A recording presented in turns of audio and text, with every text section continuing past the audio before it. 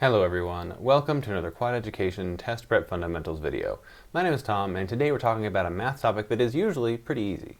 But today we're looking at a context in which that math problem can be made to be pretty difficult.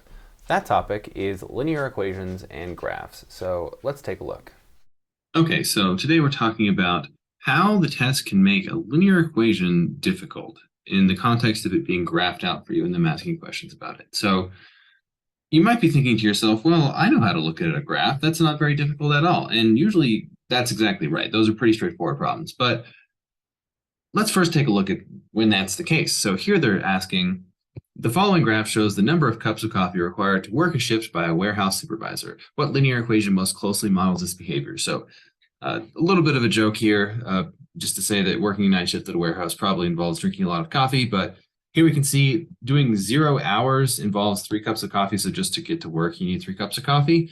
And then for every 2 hours, it looks like we're going up by 2 cups of coffee, which is to say every 1 hour going up by 1 cup of coffee. So we would say that in this case, y is just going to equal x plus 3. So you start with 3 cups, and for every hour you work, you need 1 more cup of coffee. So if you're going to work a 10-hour shift, you need 13 cups of coffee, which is probably fatal, but this isn't the real world, and coffee is delicious. So moving on.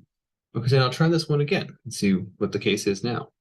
So the following graph shows the number of cups of coffee required to work a shift by a warehouse supervisor. What linear equation most closely models this behavior?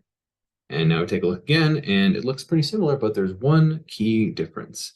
And that key difference is found right here in the axes. So in this example, we're no longer starting at x at 0. We're starting at x at 5. So our 0 would be all the way back over here, right? And so that's obviously going to change this equation pretty significantly.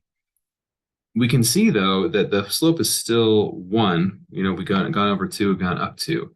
But this value that we have right here is going to be 5, 3. So we wanted to get back to the 0, we need to go back 5. And we're thinking about our slope. If we go back 5, it means we need to go down 5 as well. So 3 minus 5 would be -2. And so we can see here in this case that this sort of lapses out of reality because our linear equation would be y equals x minus 2 instead of x plus 3. So instead of needing to start your workday with 3 cups of coffee, you would need to have 2 cups of coffee extracted from you in order to start drinking coffee.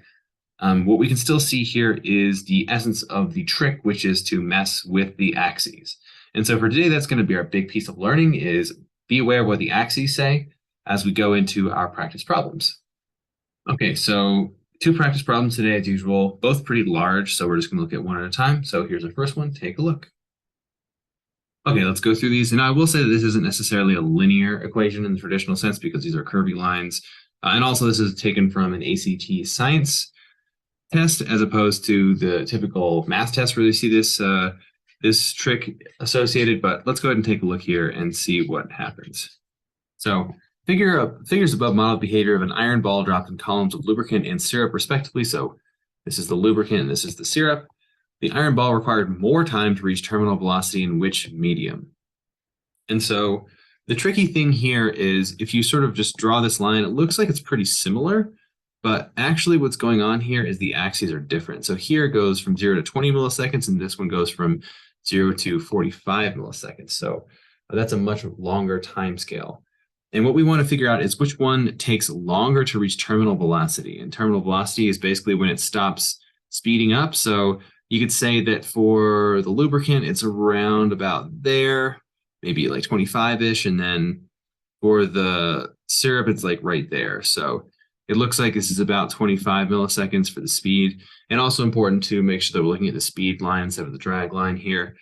And then for answering this question, we're going to say, well, which one took more time to reach terminal velocity? Well, that's certainly going to be the lubricant. And so we're going to go ahead and get rid of the syrup answers and say, okay, we need to say, did the ball take more than 25 milliseconds or did it take less than 8 milliseconds to reach terminal velocity? We're going to say that it took 25 milliseconds, so we're going to go ahead and go with A there. So trickiness to review there is the difference in axes between the 2 figures. All right, second practice problem here. Give this one a look and see what you can do. All right, let's take a look. So the question says, the scatter plot below shows the wing length W in centimeters and height H in centimeters of 12 Australian ostriches.